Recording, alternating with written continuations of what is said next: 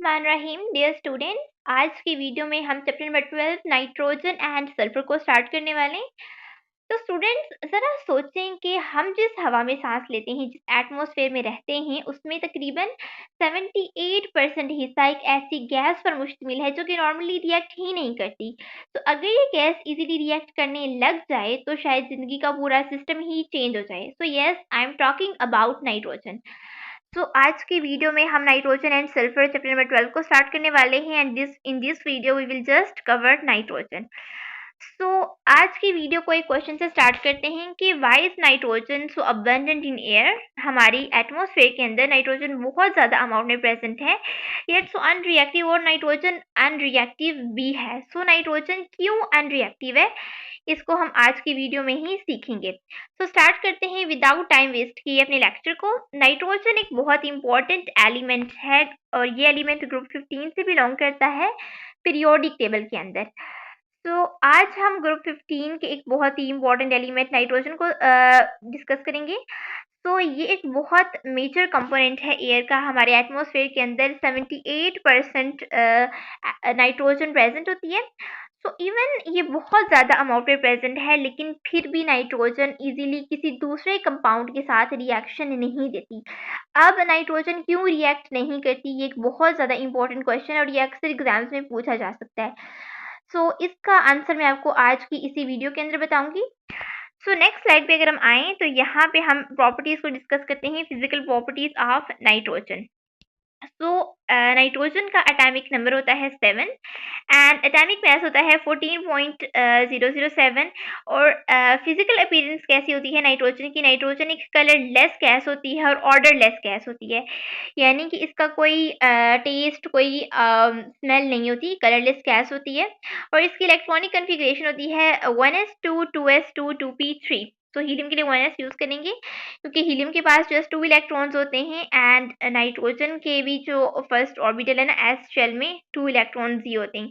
सो 1s2 2s2 2p3। अगर हम सिर्फ वैलेंस शेल की बात करें ना, आउटर शेल की, सो 2s2 एंड 2p3 में हमारे पास 5 इलेक्ट्रॉन्स प्रेजेंट होते हैं नाइट्रोजन के अंदर।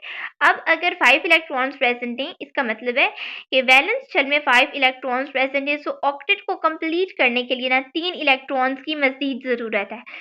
सो कॉमनली नाइट्रोजन 3 तरह की ऑक्सीडेशन स्टेट शो करता है, -3 +3 और +5। सो जो कॉमनली ऑक्सीडेशन स्टेट्स होती है ना, वो +3 +5 है और ये अक्सर एमसीक्यूज में आपसे पूछी जा सकती हैं बोर्ड एग्जाम्स के अंदर। So this one is most important MCQs. उसके बाद मेल्टिंग पॉइंट होता है -210 degree Celsius and boiling point and covalent radius होता है 74। आयनिक रेडियस होता है 171। फर्स्ट आयनाइजेशन एनर्जी होती है 1402, यानी कि जो इलेक्ट्रॉन्स को निकालना होता है ना, रिमूव करना नाइट्रोजन से डिफ़िकल्ट होता है, ज़्यादा अमाउंट में एनर्जी की ज़रूरत होती है। सो इलेक्ट्रोनेगेटिविटी 3 होती है एंड इलेक्ट्रॉन अफिनिटी होती है -7। डेंसिटी याद रखने की चीज़ है, अक्सर न्यूमेरिकल्स जब आप करते हैं तो उसमें डेंसिटी यूज़ होती है और ये एक इंपॉर्टेंट एमसीक्यूज भी है। सो डेंसिटी होती है 1.25। So atomic number, atomic mass, electronic configuration, oxidation state and density, ये चीज़ें ना अक्सर एमसीक्यूज में पूछ ली जाती हैं, कभी शॉर्ट क्वेश्चन में पूछ ली जाती हैं और न्यूमेरिकल्स में मोस्टली इनका यूज़ होता है। सो ये चीज़ें आपको पता होनी चाहिए। उसके बाद आते हैं इंडस्ट्रियल प्रिपरेशन ऑफ नाइट्रोजन, यानी नाइट्रोजन को किस तरह से इंडस्ट्रीज़ के अंदर प्रिपेयर किया जाता है। सो industrial preparation of nitrogen is obtained by cooling air until it become liquid. So air को ना सबसे पहले लिक्विफाई किया जाता है, यानी कि लिक्विड में चेंज किया जाता है। अच्छा, उसके बाद क्या होता है कि फ्रैक्शनल डिस्टिलेशन को यूज़ करते हुए नाइट्रोजन को ना सेपरेट कर लिया जाता है। अच्छा, फ्रैक्शनल डिस्टिलेशन एक प्रोसेस है जिसमें ना डिफरेंट टेम्परेचर के ऊपर डिफरेंट गैसेस को या डिफरेंट सब्सटेंसेस को ना अलग किया जाता है, सेपरेट किया जा सकता है। सो क्या होता है कि नाइट्रोजन को ना सेपरेट किया जाता है and liquid nitrogen is widely used for the rapid cooling in industries and laboratories. अब ये जो लिक्विड नाइट्रोजन है ना, इसके फर्दर यूजेस हैं। हॉस्पिटल में स्किन ट्रीटमेंट्स के लिए लिक्विड नाइट्रोजन का यूज़ किया जाता है, फूड फ्रीजिंग के लिए यूज़ किया जाता है और लेबोरेटरीज में बायोलॉजिकल सैंपल्स को प्रिजर्व करने के लिए हम लिक्विड नाइट्रोजन का इस्तेमाल करते हैं। उसके बाद लेबोरेटरी प्रिपरेशन ऑफ नाइट्रोजन है, यानी कि लैब के अंदर हम नाइट्रोजन को किस तरह से प्रिपेयर करते हैं। So nitrogen gas can be prepared by heating ammonium nitrate solution. हमारे पास अमोनियम नाइट्रेट का सोल्यूशन होता है NH4NO2। अब क्या होता है कि इस सोल्यूशन को ना हीट किया जाता है। जब हम इसको हीट करते हैं ना तो नाइट्रोजन बनती है एंड 2H2O वाटर। हमारे पास दो चीज़ें प्रोडक्ट में बन रही होती हैं। सो ये इस मेथड को यूज़ करते हुए ना हम नाइट्रोजन को प्रिपेयर करते हैं। नेक्स्ट बात करते हैं कि नाइट्रोजन एक्सट्रीमली स्टेबल है। तो नाइट्रोजन नॉन रिएक्टिव क्यों है? क्यों नाइट्रोजन किसी दूसरे सब्सटेंस के साथ रिएक्ट नहीं करती, जबकि ये एटमॉस्फेयर के अंदर बहुत ज़्यादा अमाउंट में प्रेजेंट है, बहुत अबंडेंट गैस है, लेकिन ये किसी दूसरे सब्सटेंस के साथ रिएक्शन नहीं देती। तो इसके ना दो इंपॉर्टेंट रीज़न है। सबसे पहला रीज़न क्या है कि ट्रिपल बॉन्ड स्ट्रेंथ, यानी कि जो नाइट्रोजन है ना, नाइट्रोजन के की जो इलेक्ट्रॉनिक कन्फिग्रेशन है ना, वो है 5 इलेक्ट्रॉन्स इसके वैलेंस शेल में होते हैं, यानी इसे 3 मज़ीद इलेक्ट्रॉन्स की ज़रूरत है कि ये अपना ऑक्टेट कंप्लीट करे। अब क्या होता है कि जब एक नाइट्रोजन दूसरे नाइट्रोजन के साथ बॉन्ड बनाता है, रिएक्ट करता है, तो ये 3 इलेक्ट्रॉन्स एक नाइट्रोजन दूसरे नाइट्रोजन को दे देता है। सो 2 नाइट्रोजन एटम शेयर 3 पेयर्स की ना शेयरिंग होती है इलेक्ट्रॉन्स की, जिसके रिजल्ट में एक बहुत ज़्यादा स्टेबल और स्ट्रॉन्ग ट्रिपल बॉन्ड बन जाता है। अब जब 3 बॉन्ड है ना तो इनको तोड़ना बहुत ज़्यादा डिफ़िकल्ट है। सो हर नाइट्रोजन एटम को 3 इलेक्ट्रॉन चाहिए होते हैं। जब 2 nitrogen atom 3 electron pair share कर लेते हैं तो एक बॉन्ड बन जाता है, सॉरी 3 ट्रिपल बॉन्ड बनता है। ट्रिपल बॉन्ड की जो एंथैल्पी होती है वो है प्लस 944 किलो जॉल पर मोल, और ये बहुत ज़्यादा हाई होती है। सो ये बहुत ज़्यादा हाई वैल्यू है, मतलब इस बॉन्ड को तोड़ने के लिए बहुत ज़्यादा lot of energy is required, बहुत ज़्यादा एनर्जी चाहिए होती है इस बॉन्ड को तोड़ने के लिए। That's why nitrogen is chemically unreactive. इस वजह से इसको तोड़ना डिफ़िकल्ट होता है। इस वजह से नाइट्रोजन केमिकली अनरिएक्टिव होता है, ईज़िली किसी के साथ रिएक्शन नहीं देता। लेकिन ये रिएक्शन नहीं करता रूम टेम्परेचर पे या नॉर्मल कंडीशंस के ऊपर। अगर हम इसको एक्सट्रीम कंडीशंस देंगे तब ये रिएक्शन करेगा। अच्छा, उसके बाद एक फिगर है। सो यहाँ पे क्या हो रहा है कि यहाँ पे नाइट्रोजन जब 3 इलेक्ट्रॉन्स एक दूसरे के साथ शेयर करते हैं, उसके रिजल्ट में ट्रिपल बॉन्ड बन जाता है, जो कि एक बहुत ज़्यादा स्ट्रॉन्ग बॉन्ड है। अब नेक्स्ट सेकंड रीज़न है कि नाइट्रोजन क्यों रिएक्ट नहीं करता, व्हिच इज़ बॉन्ड पोलैरिटी। अब क्या है कि नाइट्रोजन रिएक्ट करता है किसी दूसरे नाइट्रोजन के साथ, तो क्या है कि दोनों के दोनों नाइट्रोजन हैं। अब दोनों एटम या एलिमेंट सेम होते हैं, और जब सेम एलिमेंट के दरमियान बॉन्ड बनता है तो इलेक्ट्रोनेगेटिविटी डिफरेंस 0 होता है। इसका मतलब क्या है कि इन दोनों में से कोई भी इलेक्ट्रॉन्स को अपनी तरफ पुल नहीं कर रहा, अपनी तरफ खींच नहीं रहा, जिसकी वजह से ना इलेक्ट्रोनेगेटिविटी डिफरेंस बिल्कुल 0 है, और इलेक्ट्रॉन्स के दरमियान ना इक्वली शेयरिंग हुई है, यानी दोनों एटम्स के दरमियान इलेक्ट्रॉन्स इक्वली शेयर हुए, इससे ये मॉलिक्यूल नॉन पोलर है। So non-polarity of bond, both atoms are same, electronegativity difference 0 हो गया यहाँ पे, और इलेक्ट्रॉन्स इक्वली शेयर होते हैं। सो बॉन्ड अगर नॉन पोलर है ना, और नॉन पोलर मॉलिक्यूल्स आमतौर पे कम रिएक्टिव होते हैं। ओके, उसके बाद हम इम्पोर्टेंस को डिस्कस करते हैं। सो नाइट्रोजन बहुत ज़्यादा इम्पॉर्टेंट है, लेकिन हम इसको ना एक एग्जाम्पल के थ्रू अंडरस्टैंड करते हैं। तो सोचें कि अगर हमारे एटमॉस्फेयर के अंदर नाइट्रोजन बिल्कुल हो ही ना, जस्ट ऑक्सीजन हो, तो क्या होगा कि एक छोटे से स्पार्क से भी ना आग लग जाएगी। सो नाइट्रोजन ऑक्सीजन को डाइल्यूट करता है और प्रिवेंट करता है एटमॉस्फेयर को from the catching fire, easily use as inert gas blanket in ship carrying oil and hydrocarbon. Nitrogen oxygen को डाइल्यूट करता है, और ये नेचर का ना एक सेफ्टी सिस्टम है। तो इसलिए ऑयल और हाइड्रोकार्बन्स को कैरी करने वाली जो शिप्स होती हैं ना, उसमें नाइट्रोजन गैस फिल की जाती है ताकि ऑक्सीजन का रिएक्शन ना हो। और ये यूज़ होती है लेबॉर्ट्रीज के अंदर where inert atmosphere is required, यानी ऐसे लेबॉर्ट्रीज के अंदर जहाँ पर इनर्ट एटमॉस्फेयर की ज़रूरत होती है ना, वहाँ पर नाइट्रोजन यूज़ की जाती है। नेक्स्ट एक थिंकिंग क्वेश्चन है कि अगर नाइट्रोजन की जो बॉन्ड एनर्जी है वो बहुत ज़्यादा हाई होती है, सो लिविंग ऑर्गेनिजम्स को फिर भी नाइट्रोजन कंपाउंड की ज़रूरत क्यों होती है? अच्छा, हमारे जो एटमॉस्फेयर है ना, उसमें बहुत ज़्यादा अमाउंट नाइट्रोजन की है, लेकिन इसके एटम्स के दरमियान ट्रिपल बॉन्ड होने की वजह से इसको ईज़िली तोड़ा नहीं जा सकता, और पौधे और जानवर इसे डायरेक्ट हज़म नहीं कर सकते। सो ज़िंदा रहने के लिए ना हमें प्रोटीन और डीएनए की ज़रूरत होती है, जो सिर्फ़ हमें फिक्स्ड नाइट्रोजन, यानी कि नाइट्रेट और अमोनिया से बनाए जाते हैं। और इसलिए हम मिट्टी के बैक्टीरिया और खुराक पर डिपेंड करते हैं जो इस सख्त गैस को हमें इस्तेमाल के काबिल कंपाउंड के अंदर चेंज करके देते हैं। So that's why living organism इसको यूज़ कर सकते हैं।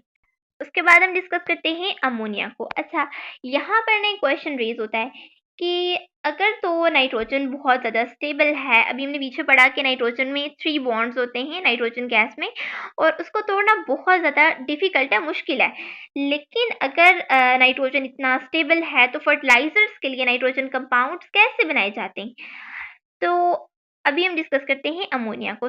अमोनिया क्या है? ये एक कलरलेस गैस है और इसकी पंजेंट स्मेल होती है, यानी कि बहुत तेज़ स्मेल होती है। इसका फॉर्मूला होता है NH3, यानी कि एक नाइट्रोजन के साथ 3 हाइड्रोजन अटैच होते हैं, और ये बहुत इंपॉर्टेंट इंडस्ट्रियल केमिकल्स या फर्टिलाइजर्स के अंदर यूज़ होता है। सो अगर आपने कभी क्लीनिंग एजेंट्स की शार्प स्मेल महसूस की हो तो वो अमोनिया की वजह से होती है। अब सबसे इम्पोर्टेंट फर्टिलाइजर्स। सो प्लांट्स को ग्रोथ के लिए नाइट्रोजन चाहिए होती है और अमोनिया फर्टिलाइजर्स की बेसिक रॉ मटेरियल है। सो इंडस्ट्रीज के अंदर अमोनिया को कैसे प्रिपेयर किया जाता है? सो बेसिकली क्या होता है कि अमोनिया को हेबर प्रोसेस के थ्रू प्रिपेयर किया जाता है। अब नाइट्रोजन गैस रिएक्ट करती है हाइड्रोजन के साथ, इसके रिजल्ट में अमोनिया बन जाता है गैस फॉर्म के अंदर, ट्रू NH3। तो ये रिएक्शन कंबाइन करता है नाइट्रोजन और हाइड्रोजन को under the special conditions of temperature and pressure. अच्छा, नॉर्मल टेम्परेचर के ऊपर, यानी कि रूम टेम्परेचर के ऊपर हम नाइट्रोजन को ब्रेक डाउन नहीं कर सकते, लेकिन जब हम उसे बहुत ज़्यादा हाई टेम्परेचर देते हैं, हाई प्रेशर और कैटलिस्ट की प्रेजेंस के अंदर ये रिएक्शन होता है, तो फिर नाइट्रोजन टूट जाता है और कोई किसी दूसरे कंपाउंड में चेंज हो जाता है। सो सोचें, इतने स्टेबल नाइट्रोजन को रिएक्ट करवाना इजी नहीं होता, इसलिए स्पेशल कंडीशंस की ज़रूरत होती है। तो उसके बाद ना एक इम्पॉर्टेंट क्वेश्चन है कि अमोनिया जो है ना वो बेसिक नेचर क्यों शो करता है? सो अमोनिया क्या है ना, एक इंटरेस्टिंग बात डिस्कस करते हैं कि अमोनिया का जो फॉर्मूला है ना उसमें कोई भी OH नहीं है, लेकिन फिर भी अमोनिया बेसिक नेचर क्यों शो करता है?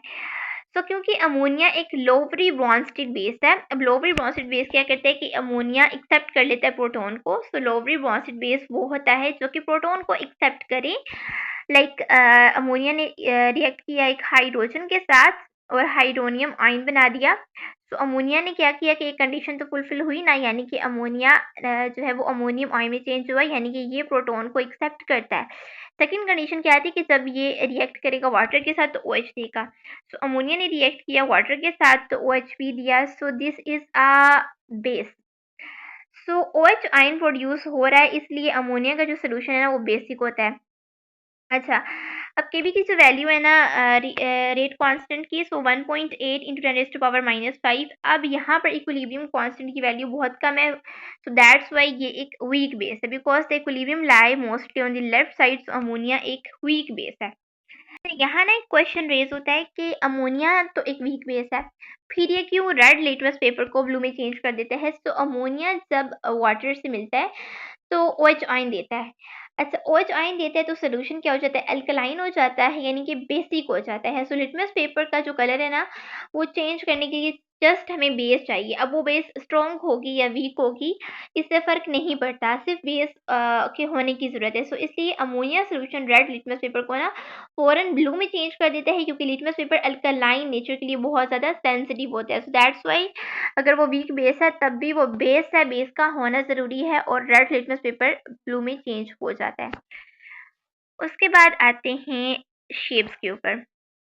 अच्छा, अमोनिया की शेप ना एक पिरामिडल शेप होती है, और इसमें क्या होता है कि एक नाइट्रोजन होता है और उस नाइट्रोजन के साथ 3 हाइड्रोजन अटैच होते हैं। इस तरह का कुछ स्ट्रक्चर होता है, एक नाइट्रोजन है उसके साथ 3 हाइड्रोजन अटैच और पिरामिड की शेप होती है, दैट्स वाई इसको हम पिरामिडल शेप कहते हैं। अच्छा, नाइट्रोजन के पास ना एक लोन पेयर होता है और लोन पेयर पुश करता है बॉन्डिंग पेयर्स को डाउनवर्ड। इसको जब एक हाइड्रोजन मिलता है ना तो वो डाउनवर्ड आके अटैच हो जाता है और अमोनियम आयन में चेंज हो जाता है। This is the shape of ammonium ion, और शेप जो है वो टेट्राहेड्रल होती है।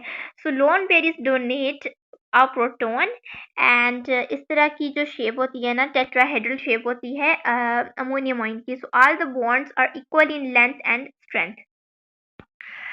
उसके बाद आते हैं next how is ammonia prepared in laboratory, यानी कि लैब्स के अंदर हम अमोनिया को किस तरह से प्रिपेयर कर सकते हैं। सो अमोनिया को प्रिपेयर किया जाता है by heating ammonium chloride with calcium hydroxide. Laboratory में ना अमोनिया इस तरह से बनाया जाता है कि हमने ना अमोनियम क्लोराइड लिया, उसको कैल्शियम हाइड्रोक्साइड के साथ ना रिएक्ट करवाया। इसके रिजल्ट में कैल्शियम क्लोराइड एक साल्ट बन गया, वाटर बना और अमोनिया बन गया।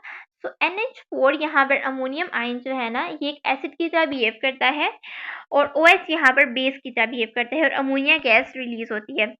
सो आइडेंटिफिकेशन हम कैसे कर सकते हैं कि तेज पंजेंट स्मेल होती है और मोस्टली रेड लिटमस पेपर जो है वो ब्लू में चेंज हो जाता है, तो यहाँ पे हमें पता चल जाता है कि अ, यहाँ पर नाइट्रोजन प्रेजेंट है। सो इसी टेस्ट को साल्ट एनालिसिस में अमोनियम आयन डिटेक्ट करने के लिए यूज़ किया जाता है। सो बेसिकली क्या हो रहा है यहाँ पे कि अमोनियम आयन क्या करता है, डोनेट कर देता है अपना H, तो ये एसिड की तरह एक्ट करता है। OH उस H को ना एक्सेप्ट कर लेता है, तो ये बेस की तरह एक्ट करता है और अमोनिया गैस रिलीज होती है। सो स्टूडेंट्स, केमिस्ट्री सिर्फ इक्वेशंस का नाम नहीं है, केमिस्ट्री नेचर के हिडन सिस्टम को समझने का नाम है। आज हमने देखा कि नाइट्रोजन जैसी एक सिंपल गैस पूरी दुनिया के लिए सेफ्टी सिस्टम का काम कर रही है और अमोनिया मॉडर्न फार्मिंग की बैकबोन है। तो अगर आप कंसेप्ट समझ कर पढ़ते हैं ना, तो बोर्ड एग्जाम जस्ट एक फॉर्मेलिटी रह जाता है। So keep learning, keep questioning and याद रखें कि एवरेज स्टूडेंट्स रटा लगाते हैं, टॉपर्स कंसेप्ट को समझते हैं। तो this is passionate Brains, and जहां हम सिर्फ पढ़ते नहीं हैं, समझते हैं, सीखते हैं। So don't forget to subscribe Passionate Brains and keep questioning. अगर आपको कुछ भी समझ ना आए तो आप पूछ सकते हैं, आई विल आंसर इंशाल्लाह। एंड मिलते हैं एक नेक्स्ट वीडियो में, तब तक के लिए अल्लाह हाफिज़।